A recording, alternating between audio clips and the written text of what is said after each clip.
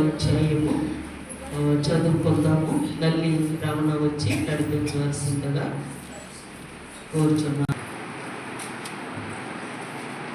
యెహోవాను స్తుతించుడి, ఆకాశవాసులారా యెహోవాను స్తుతించుడి, ఉన్నత స్థలంలో నివాసులారా ఆయన్ని స్తుతించుడి.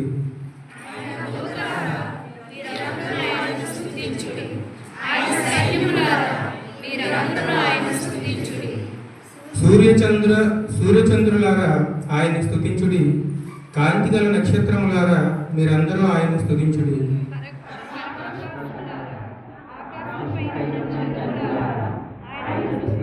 పర్వతములారా సమస్తమైన గుట్టలారా, ఫల వృక్షములారా సమస్తమైన దేవదారు వృక్షములారా,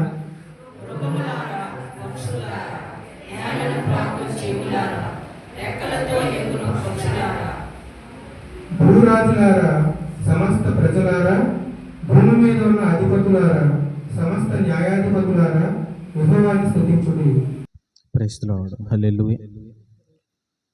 పరిశుద్ధుడైన యేసయ్య నామములో మీ అందరికీ వందనాలండి. వందనాలు చెప్పరా?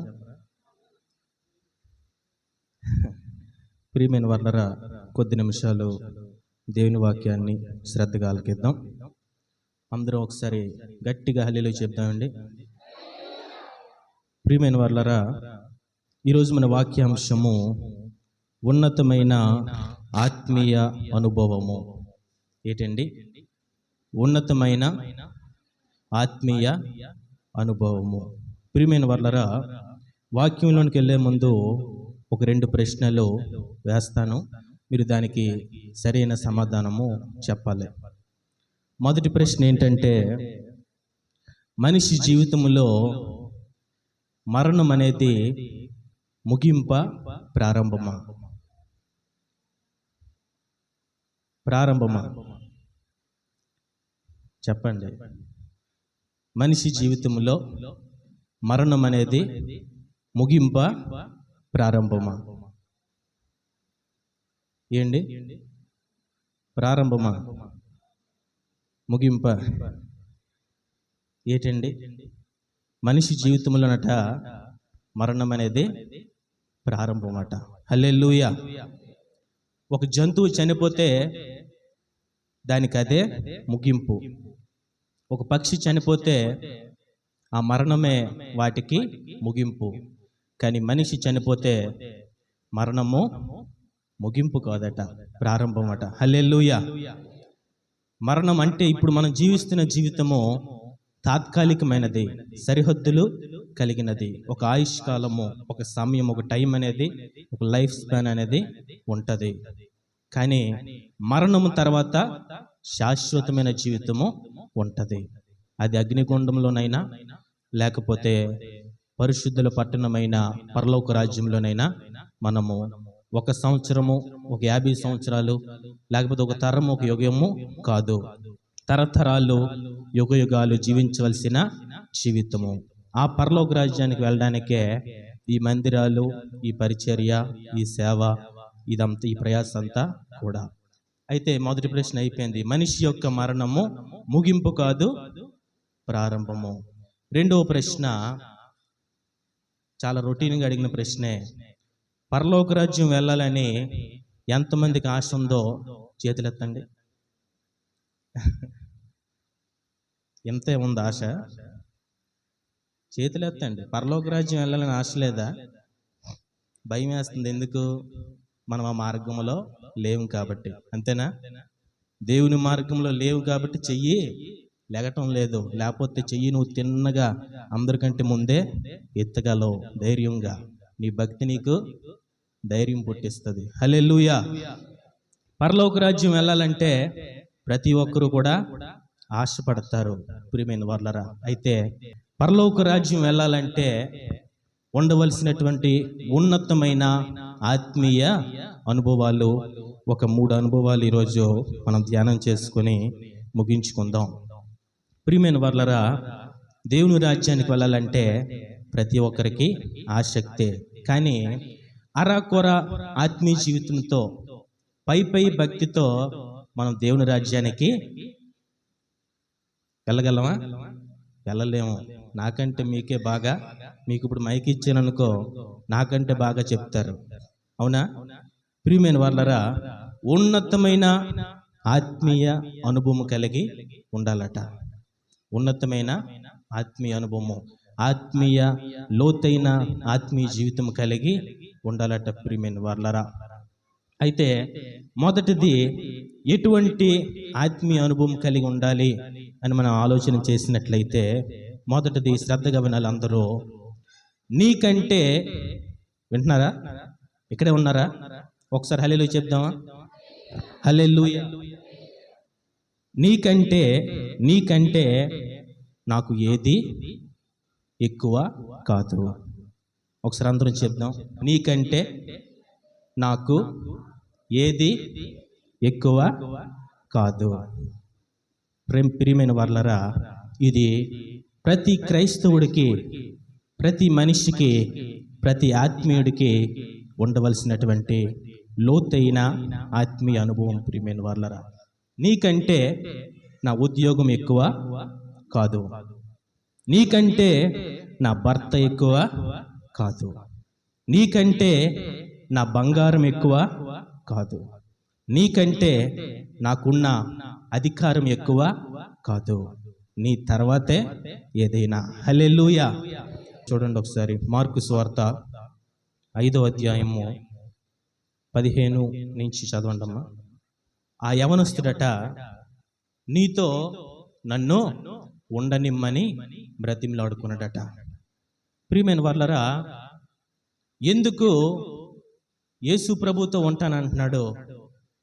ఆయనకు భార్య లేదా? ఆయనకు తల్లిదండ్రులు లేరా? ఆయనకి గృహం లేదా? ఆ యవనస్తుడికి ఆస్తిపాస్తులు లేవా? అన్నీ ఉన్నాయి. యేసుప్రభు అంటున్నారు కదా, నువ్వు నాతో రావద్దు, నీ ఇంటికి వెళ్ళిపో, నీ తల్లిదండ్రులు కలుసుకో, నీ భార్యతో ఉండు, నీ బంధువులతో ఉండు, నాకు సాక్షిగా ఉండు, నా గురించి ప్రభువు నీ యందు కనికిరపడి చేసిన ఆశ్చర్య కార్యాలని అందరికీ తెలియజేయమంటే ఆ యవనస్తుడు అంటాడు, నీతో ఉండిపోతాను ప్రభువా అంటాడు. నీతో నన్ను ఉండనిమ్ము ప్రభువా అంటాడు. అంటే ప్రియమైన వాళ్ళరా, ఆ యవనస్తుడి యొక్క హృదయంలో ఉన్నటువంటి ఆవేదన ఏంటంటే, నేను బంధకాల్లో, చీకటి శక్తుల్లో ఒక పశువు వలె ప్రవర్తిస్తూ సమాధుల్లో ఉన్నప్పుడు నన్ను రక్షించడానికి ఎవరు నా దగ్గరికి వచ్చారా? ఎవరు రాలేదు ప్రభువా. నా తల్లిదండ్రులు కానీ, నా భార్య కానీ, నా పిల్లలు కానీ, నా సహోదరులు కానీ ఎవరు కూడా నన్ను పట్టించుకోలేదు ప్రభువా. కానీ సముద్ర ప్రయాణము చేసి నన్ను వెతుక్కుంటూ నా దగ్గరికి నువ్వు వచ్చావు ప్రభువా. నాకేది వద్దు ప్రభువా, నాకు ఈ ఆస్తిపాస్తులు కానీ, ఈ బంధువులు కానీ, ఈ తల్లిదండ్రులు కానీ, ఈ ప్రేమలు కానీ, ఈ లోకాశలు కానీ ఏది కూడా నాకొద్దు, నీతో నన్ను ఉండనిమ్ము ప్రభువా, నీ ఒక్కడు ఉంటే చాలు ప్రభువా అని అతని హృదయంలో ఆ ఆవేదన. ప్రియమైన వాళ్ళరా, హల్లెలూయా. ప్రియమైన వాళ్ళరా, రక్షింపబడ్డాడు, మారు మనసు పొందాడు, స్వస్థత పొందాడు, విడుదల పొందాడు, లోతైన ఆత్మీయ అనుభవంతో మాట్లాడుతున్నాడు. ఏమని? నీకంటే నాకు ఏది ఎక్కువ కాదు ప్రభువా. హల్లెలూయా. ఈ రోజుల్లో మనుషులు దేవుణ్ణి పక్కన పెట్టి డబ్బు కోసం ప్రయాసపడతారు. నేటి దినాల్లో మనుషులు దేవుణ్ణి పక్కన పెట్టి స్టేటస్ మెయింటైన్ చేస్తారు. అధికారం కోసము, హెచ్చు కోసము, ఘనత కోసము ప్రియమైన వారులారా ప్రాకులాడతారు.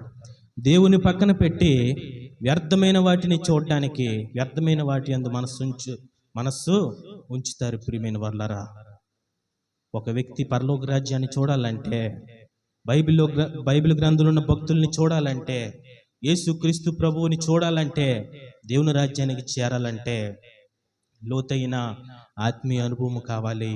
ఆ లోతైన ఆత్మీయ అనుభవంలో మొట్టమొదటి అనుభవం ఏంటంటే, నీకంటే నాకు ఏది ఎక్కువ కాదు. హల్లెలూయా. ఉన్నారు ఎవరైనా అటువంటి అనుభవం కలిగిన వారు?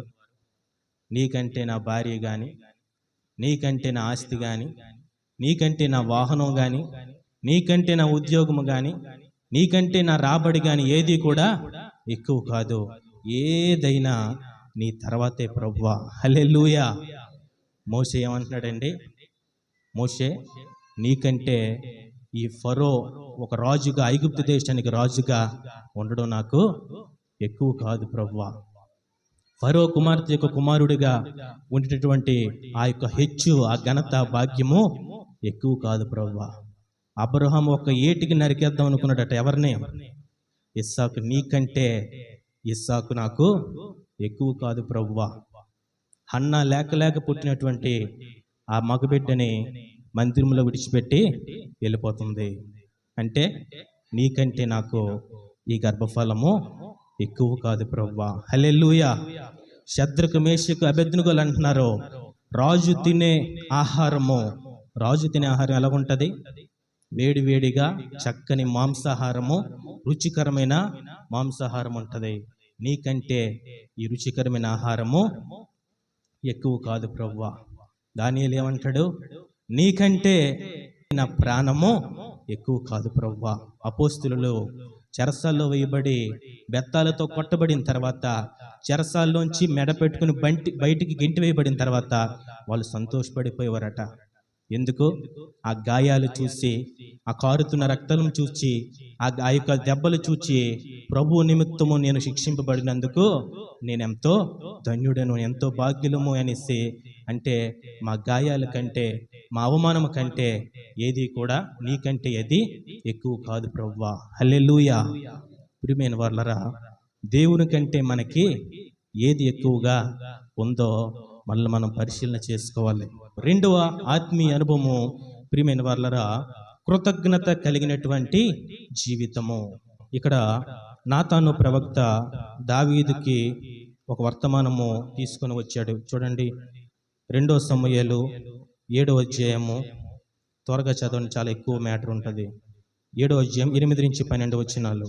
ఇక్కడ నాతాను ప్రవక్త ద్వారా దేవుడు దావీదు మహారాజుకి వర్తమానం పంపిస్తూ ఉన్నాడు. దావీదు మహారాజుకి వర్తమానం పంపిస్తూ ఉన్నాడు నాతాను ప్రవక్త ద్వారా. ఏమని వర్తమానం పంపిస్తున్నాడంటే, నాతాను దావీదు రాజు దగ్గరికి వచ్చి ఒక 5 విషయాలు చెప్తాడు. అక్కడ ఇప్పుడు చదివినటువంటి ఆ వాక్య భాగంలోనే ఒక 5 విషయాలు చెప్తాడు. దావీదు ఏ స్థానంలో ఉన్నాడు? ఇశ్రాయేలీలకు రాజు స్థానంలో ఉన్నాడు. సామాన్యమైన స్థానము కాదు, ఉన్నతమైన, ఉన్నతమైన స్థానములో దావీదు మహారాజు రాజవస్త్రములు వేసుకొని సింహాసనం మీద టీవీగా కూర్చొని ఉన్నాడు. నాతాను ప్రవక్త వచ్చి ఒక 5 విషయాలు చెప్తాడు. ప్రియమైన వారలారా, ఏమని చెప్తాడంటే, మొదటిది, గొర్రెలు కాపులోనున్న నిన్ను గొర్రెల దొడ్డిలో నుండి తీసి ఇశ్రాయేలీలను, నా ప్రజలకు అధిపతిగా నియమించితిని. హల్లెలూయా. ఎక్కడి నుండి తీసాడట? గొర్రెల కాపులోనున్న నిన్ను గొర్రెల దొడ్డిలో నుండి తీసి ఇశ్రాయేలీలకు అధిపతిగా నియమించితిని. నాతాను ప్రవక్త చెప్తుంటే దావీదు మహారాజు ఆలకిస్తున్నాడు ఈ మాటలు. ప్రభువైన యెహోవా సెలవిచ్చినదేమనగా అని చెప్పి నాతాను ప్రవక్త ఆ యొక్క దేవుని వర్తమానము చెప్తూ ఉంటే దావీదు శ్రద్ధగా ఆలకిస్తున్నాడు. రెండవది, ప్రియమైన వారలారా, నీవు పోయే చోటు ప్రతి ప్రాంతమునికి, ప్రతి స్థలానికి నేను వచ్చి నీకు తోడుగా ఉన్నాను.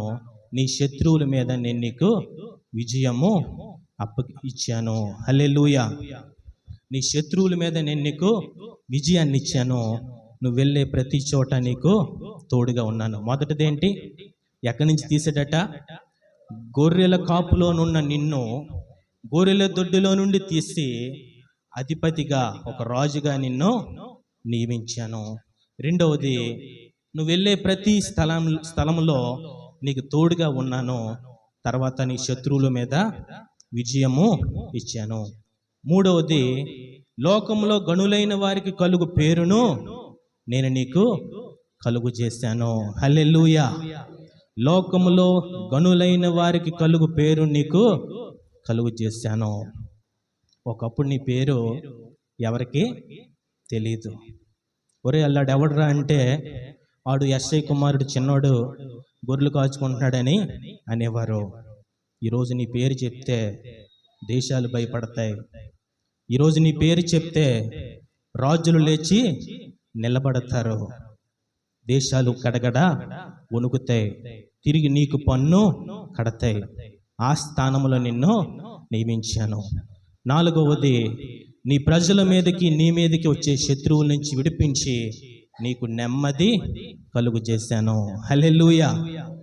ఏంటండి ఈ మాటలు దావీదు వింటూ ఉన్నాడు. దేవుని యొక్క వర్తమానము. నీ ప్రజలను, నిన్ను శత్రువులు రాకుండా వారిని నశింపచేసి నీకు నెమ్మది కలుగు చేశాను. ప్రియమైన వారు, 5వది, యెహోవానగు నేను సెలవిచ్చినదేమనగా నీకు సంతానము కలుగు చేతును. హల్లెలూయా. నీకు సంతానము కలుగు చేతును. నీ సంతతిని హెచ్చించి నీ సంతతిని ఈ రాజ్యానికి స్థిరపరుస్తాను అని, నీ సంతతిలో నుంచి వచ్చినటువంటి నీ కుమారుడు నా కొరకు మందిరం కట్టేస్తాడు. నేను అతనికి తండ్రిగా ఉంటాను, అతడు నా కుమారుడిగా ఉంటాడు.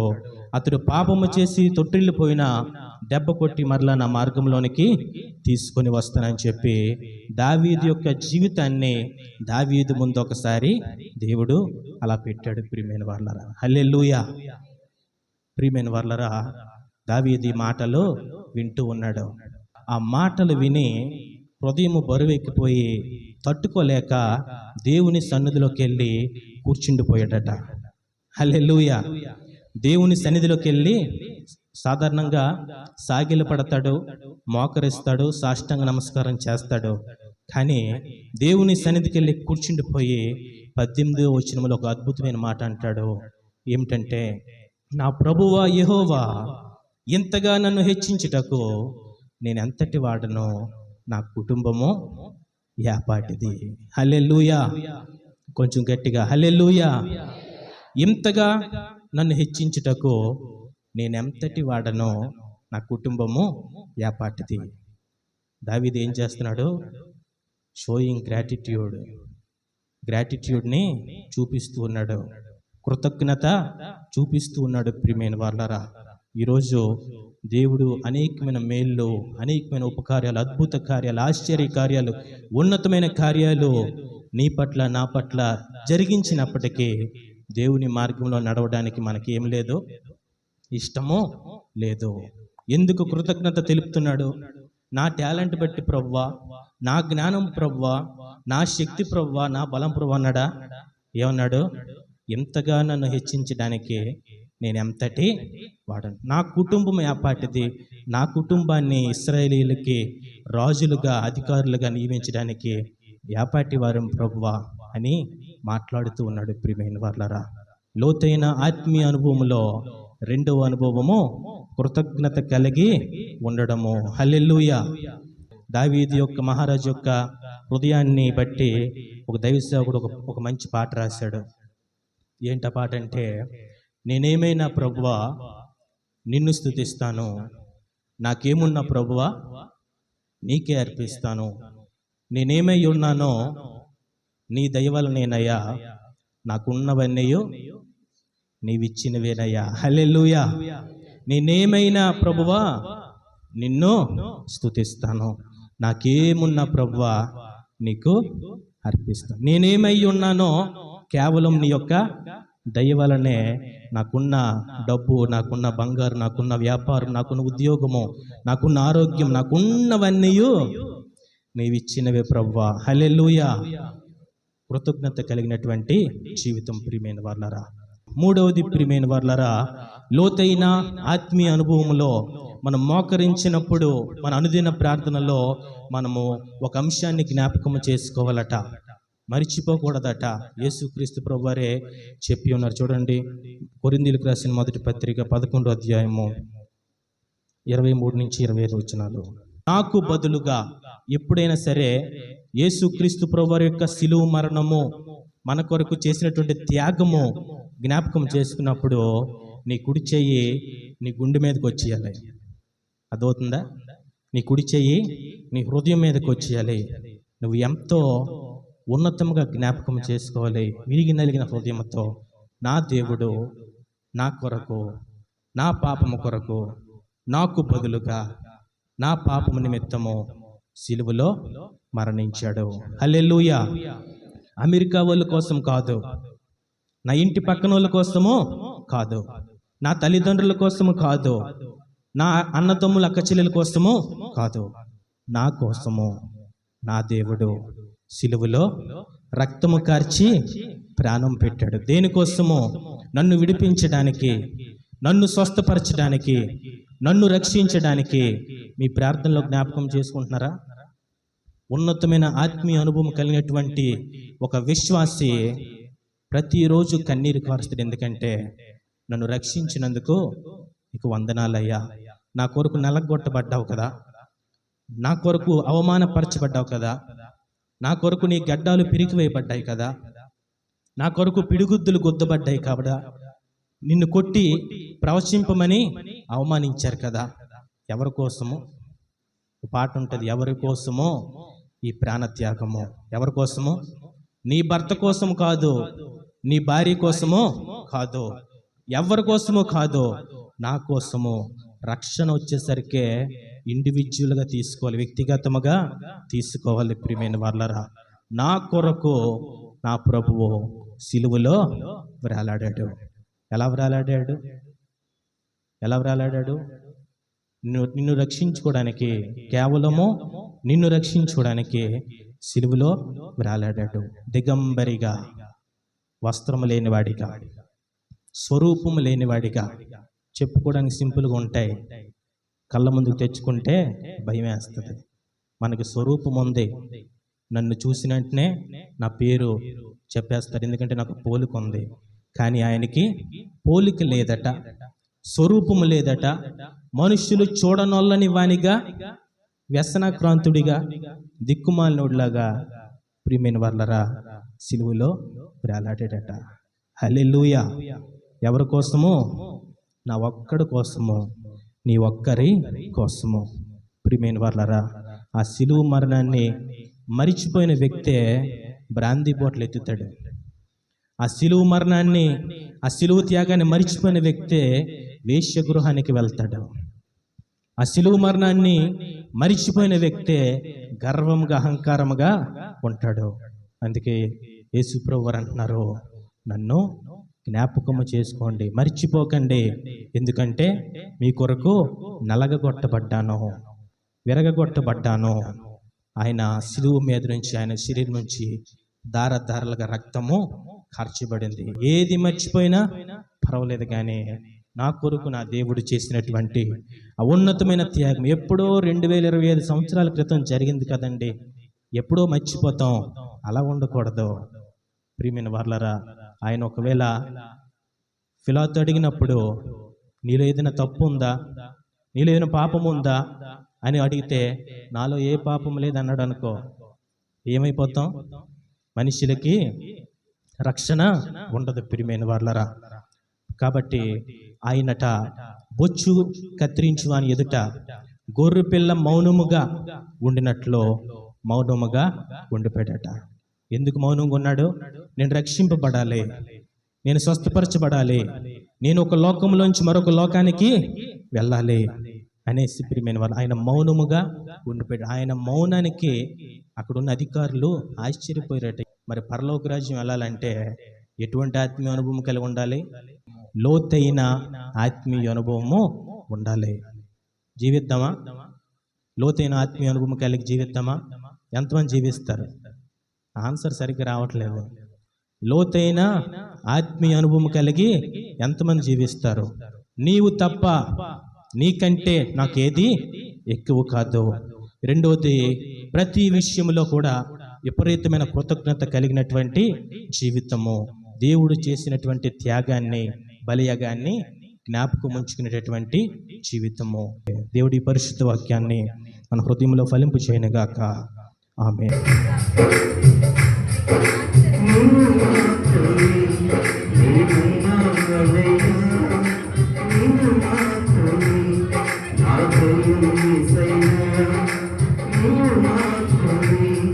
Thank you.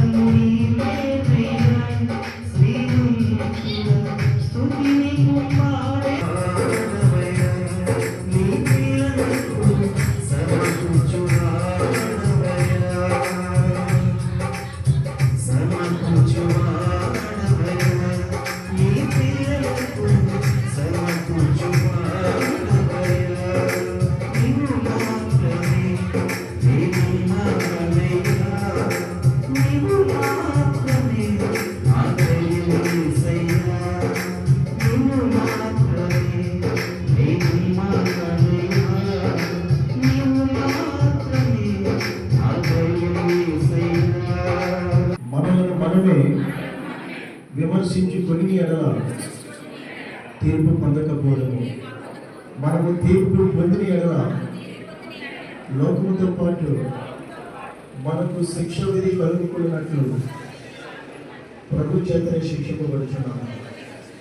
పరలోక పొందిన మా తండ్రి, మీ నామము పరిశుద్ధపరచబడుగాక, మీ రాజ్యము వచ్చుగాక, మీ చిత్తము పరలోకమందు నెరవేరినట్లు భూమి మీద నెరవేరుగాక.